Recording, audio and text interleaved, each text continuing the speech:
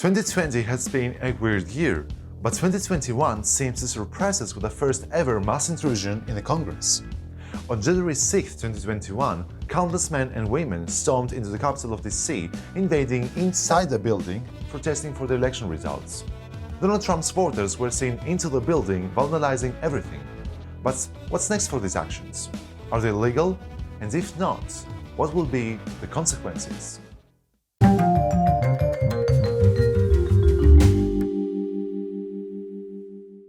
Hello there, Minus here, and this is How&Why. But Donald Trump lost the US elections of 2020 by 5.4% to Joe Biden. Although this is only the beginning of the story. Trump wouldn't have this result as he insisted that it was false and the procedure should be done once again. Although this didn't happen, Trump tried to persuade his voters that the elections were a result of cheating. Was he right?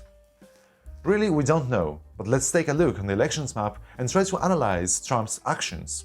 While Biden won the most important states to become the president of the US, Trump won what is known the South.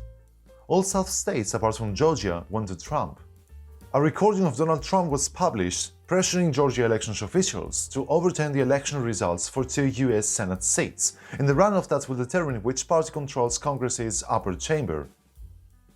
In the call made public by the Washington Post on Sunday, January 3, 2021, Trump pressured Georgia Republican Secretary of State Brad Raffensperger to find 11,780 votes. This would help Trump to overturn his loss. When Raffensperger refused, Trump suggested that he and his aides might be committing a criminal offense. And oh boy, they did. Some Democrats have also called for an investigation into whether Trump broke both federal and Georgia laws prohibiting election interference. Fannie Willis, the district attorney in Fulton County, where the call took place, said in a statement that she was disturbed by the call and pledged to investigate it should she get a referral. On the last full day before the elections, organizers like Webb did not leave anything to chance. Early in the morning, about 100 canvassers, many of whom have spent the last several weeks going out into neighborhoods, gathered in a church parking lot in Atlanta for the last full day of canvassing. Their goal was to hit just over 6,000 doors on that day, breaking a statewide total of 100,000, so they really didn't leave anything to chance. 3 days later from that famous phone call from Trump, several thousands of people stormed their way into the Congress, vandalizing and breaching security measures to protest for their election results. Actions that were driven by Trump himself. Later in the day, he asked them to go home in peace.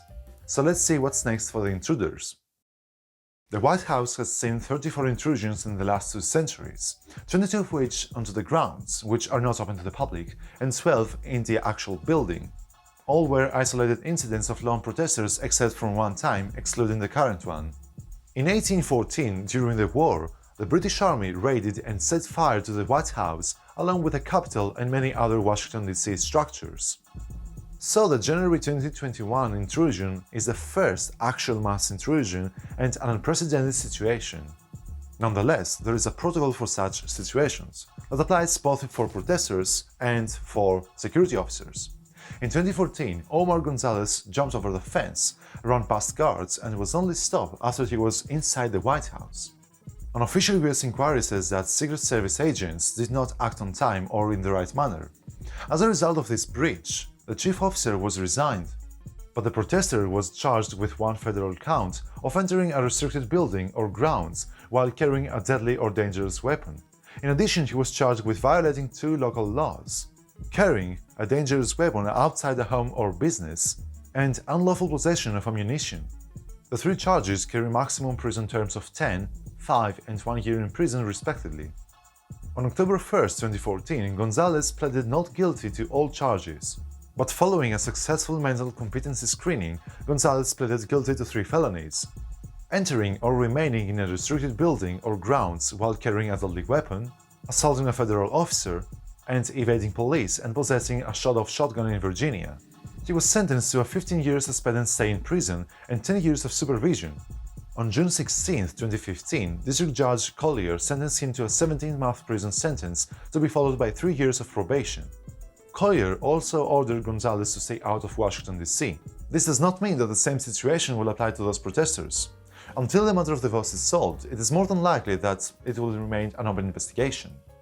although those protesters were seen and photographed from security and reporting cameras as well as their own cameras. The local police and most likely the FBI will open an investigation for those protesters as they breached a bunch of local and federal laws. Which are they? Acting in violence, entering a restricted area, evading police, assaulting a federal officer, and vandalizing public property. A not so easy situation for those people.